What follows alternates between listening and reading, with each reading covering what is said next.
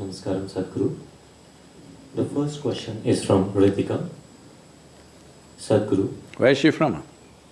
she's from Bangalore. Sadhguru, I recently read that in Italy, dolphins are coming closer to the shore. In Poland, deers are walking on the street. In China and many other countries, pollution has come down. Is it nature's way of teaching us a lesson? Well,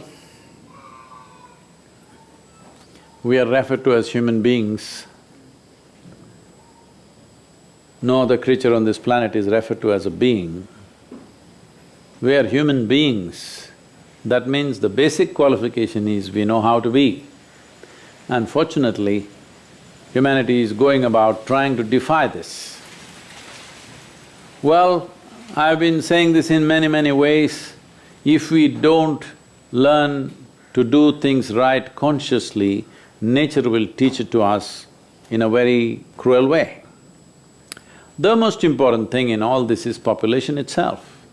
Right now, what is it that is bothering us with this corona? There is the density of population which makes it jump all over the place. But nobody wants to address.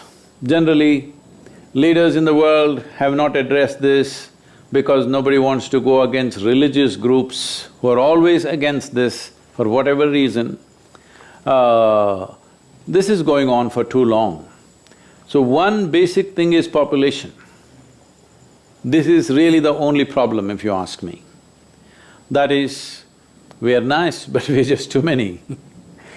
Now, we took death into our hands with medical sciences, vaccinations and everything. Once we take death into our hands, it's just simple sense to take birth also into our hands. Birth, we believe, is God's work. Death, we want to ensure we are responsible for it and we will handle it. Birth also should be handled with the same thing. If death is postponed, birth needs to be postponed, this is an important thing.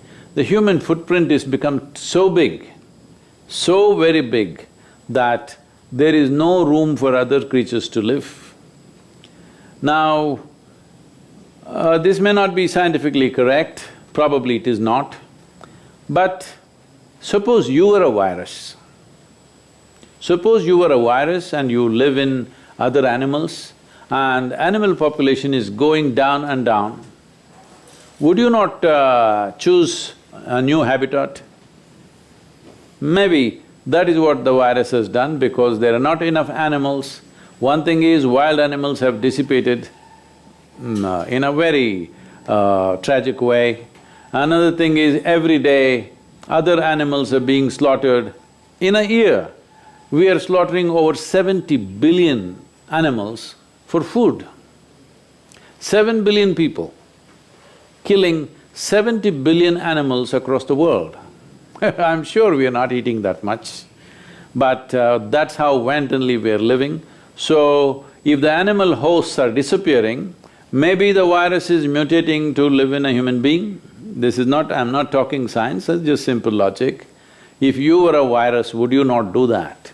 Definitely you would do that because if your habitat is disappearing, you would like to find new habitat, new places to survive. So, in a way, it is, but this is not a time to talk about these things. This is not a time to say, you did this, so this is what is happening to you, you deserve it.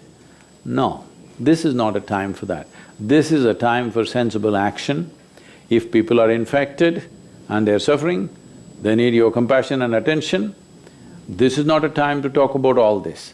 But long term, we must think about these things, that if we don't make room for every other creature to survive in this planet, then you will see even we will not be able to survive because our life is not independent of all other creatures, particularly microorganisms. They are very much a part of our life. You can live without your relatives and friends, but you cannot live without microorganisms, they are making so many things happen. For all you know, this virus also may turn friendly over a period of time because that is how these pathogens work. They are looking for a place to live and thrive.